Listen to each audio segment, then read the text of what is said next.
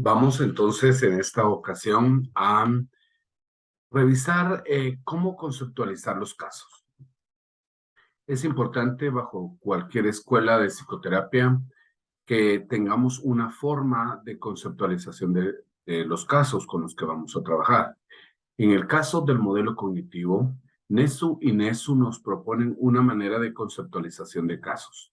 Ellos nos proponen en su libro eh, una manera de poder entender, de poder ordenar toda la información que tenemos de un caso y nos proponen la forma de hacerlo bajo la idea de la teoría de resolución de problemas.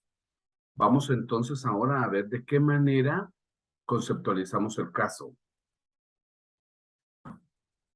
con la propuesta de Nesu y Nesu con el mapa de psicopatogénesis. El mapa de psicopatogénesis, los autores consideran que es una descripción gráfica de las variables hipotéticas que promueven, que contribuyen al surgimiento y mantenimiento de las dificultades de un paciente determinado. Veamos por partes esto. Entonces es una manera gráfica en la que después de que el profesional tiene todos los antecedentes de su paciente, toda la historia, y es una historia lineal, ¿verdad? Histórica. Vamos aquí a ponerlo de una manera ordenada con un gráfico. Es una tabla que tiene, que pretende ser un mapa que nos oriente, que nos dé una manera de poder verlo, toda la información, la más relevante, de cómo se origina la patología. Por eso es mapa clínico de psicopatogénesis, ¿verdad? Cómo se origina la patología puesta en un mapa. Y son variables hipotéticas, porque en la psicoterapia no podemos ser tan determinados a decir que tal evento en la vida del sujeto influye para o contribuye para el mantenimiento de la patología. Decimos son hipotéticas, dada la historia y el conocimiento que tenemos sobre el estudio de la psicopatología, podemos entender que algún evento podría explicar la conducta actual. Entonces decimos que son variables hipotéticas, ¿verdad? Y estas variables hipotéticas contribuyen al surgimiento del problema actual, al surgimiento de la patología actual, o también contribuyen a que se mantenga la patología actual con un paciente determinado. El mapa de psicopatogénesis del origen de la patología es muy individual, es particular para cada sujeto. Entonces, lo que para alguna persona un dato en la historia pudo haber sido el origen de la patología, quizás para otro no. Entonces, por eso decimos que es un mapa muy particular y es para un paciente determinado.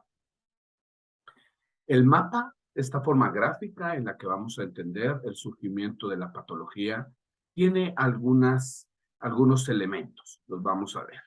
Las variables distantes, las variables de antecedentes, las variables organísmicas, las de respuesta y las posibles consecuencias. Estos son los elementos que van a constituir, que van a darle forma al mapa de la psicopatogénesis. Veamos ahora a detalle cada una de estas variables. Las variables distantes. Las variables distantes son en realidad acontecimientos biográficos, ¿verdad? Son algunos datos que suceden en la vida del sujeto. La mayoría pasan, él las vivió, ya sea cuando era muy pequeño, en la niñez, en la infancia, o pueden ser actuales. Son estos hechos biográficos, pero también son datos biográficos que surgieron en su historia, en la historia de los padres o en la historia de los abuelos, y cuando los revisamos nos damos cuenta que aunque tengan que ver con otros tiempos, incluso cuando él no existía y surgieron dentro de la familia, vamos a encontrar quizás alguna relación con lo que está pasando ahora. Por ejemplo, son datos importantes biográficos, estas variables biográficas. Podemos entender que hipotéticamente, por ejemplo, la migración de los abuelos pudo haber influido en la patología de la ansiedad actual. Y entonces siempre nos cuestionamos, ¿y cómo? Porque la migración, la adaptación a otro estilo de vida, cómo crecieron, sus padres, digamos que el papá del sujeto es hijo de unos padres migrantes, fue criado en este ambiente. Y entonces este papá tuvo esta crianza, tuvo estas maneras en las que se les transmitió, y luego este papá cría a nuestro paciente determinado, y entonces le transmite esos patrones. Entonces decimos que esta es una variable que está en la distancia y que puede vulnerabilizar en la actualidad al paciente. La palabra clave para entender las variables distantes es vulnerabilidad, porque las variables distantes no necesariamente originan una patología. Las variables distantes no necesariamente generan el problema actual, solo vulnerabilizan. Cuando entendemos esto, vemos entonces una línea que atraviesa la historia de nuestro sujeto y encontramos allí la vulnerabilidad, ¿verdad? La vulnerabilidad a un trastorno, a algún desajuste que se pueda dar en la vida actual. Por ejemplo, la muerte del padre es una variable distante, aunque también puede ser de antecedente, pero la forma en la que murió, la muerte, cómo lo vivieron en la familia, es una variable que puede hacer vulnerable al sujeto. Entonces, estas son las variables distantes. Las variables de antecedentes. Este es otro grupo de variables hipotéticas que pueden contribuir al origen de la patología. Y todas estas variables son un conjunto de elementos que se relacionan con el ambiente social y físico, y estas variables de antecedentes operan como los desencadenantes o discriminadores de la patología actual. Por ejemplo, una variable de antecedente podría ser crecer en extrema pobreza. Y entonces esta variable desencadena una patología en el niño. Una variable de antecedente podría ser el bullying sufrido en la escuela primaria. Desencadena un trastorno desadaptativo o de desajuste social. Otra variable de antecedente, por ejemplo, podría ser la crianza con violencia, con mucho castigo físico. Entonces desencadena una patología en la vida del sujeto. Las variables de antecedentes quizás son más fáciles de poder ver en la historia y a lo que los clínicos estamos acostumbrados, ¿verdad? Porque si pasó algo que es importante y vemos inmediatamente, o cuando hacemos el estudio, preguntamos qué pasó después de este acontecimiento, empezamos a notar en la historia que hay patología allí, hay una conducta desajustada que se puede explicar cuando entendemos que fue debido a esta variable de antecedente. Las variables organísmicas es el siguiente grupo del mapa de psicopatogénesis. Estas variables abarcan el área conductual, el área afectiva, biológica, social, étnica y cultural. Y entonces dicen los autores que estas variables se manifiestan como las mediadoras entre las variables de antecedentes y la conducta patológica, la conducta desajustada, como por ejemplo las habilidades sociales deficientes son habilidades cognitivas, no tiene la capacidad de resolver la angustia que significa lo social. La excitación y temores elevados son variables emocionales, y los padecimientos coronarios, como por ejemplo, son variables biológicas. Entonces las variables organímicas para poder entenderlas, vamos a decir que son como las conductas observables al día de hoy, que son las conductas regularmente por las que los sujetos acuden a consulta. Las personas vienen a consulta porque no se están sintiendo bien por algo, y entonces es fácil poder verlas. En otros términos, digamos, podríamos decir que las variables organímicas son los síntomas que los sujetos presentan. Y cuando hacemos un mapa de psicopatogénesis, queremos clasificarlas, ¿verdad?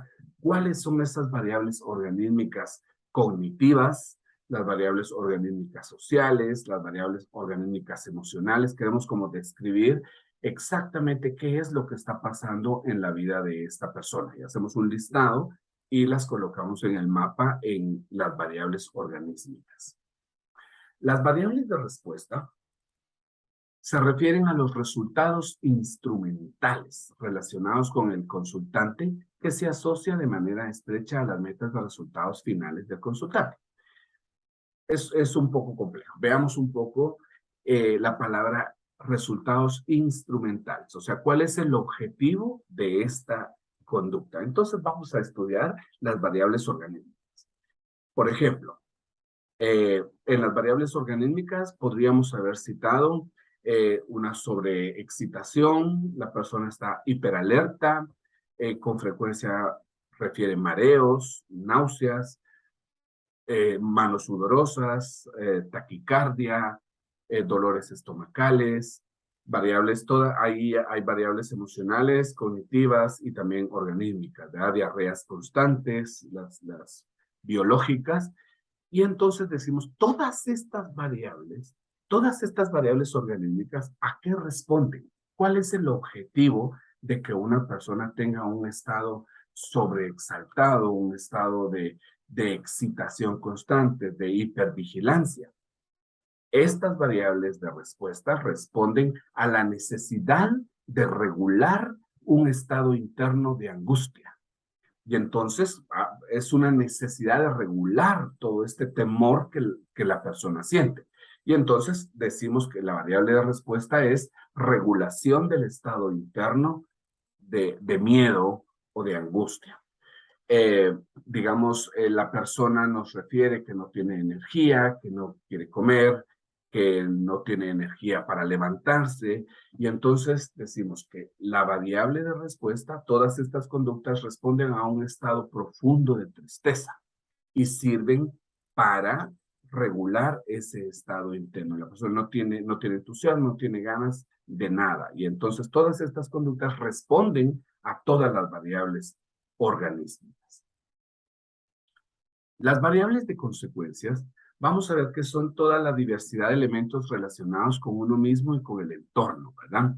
Según la naturaleza y qué tan intensas estas variables organísticas se presenten, entonces el clínico puede sospechar qué podría pasar, cuáles podrían ser las consecuencias.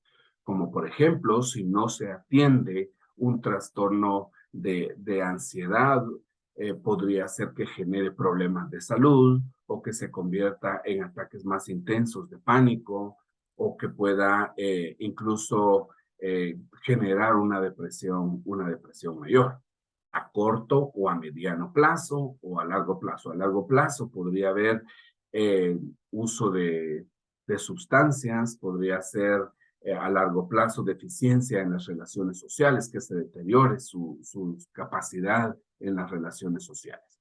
Estas variables de consecuencias son una mirada clínica del terapeuta, estudiando todas las variables anteriores del mapa de psicopatogénesis. El clínico puede decir, esto es lo que podríamos observar si no se atiende el problema del sujeto.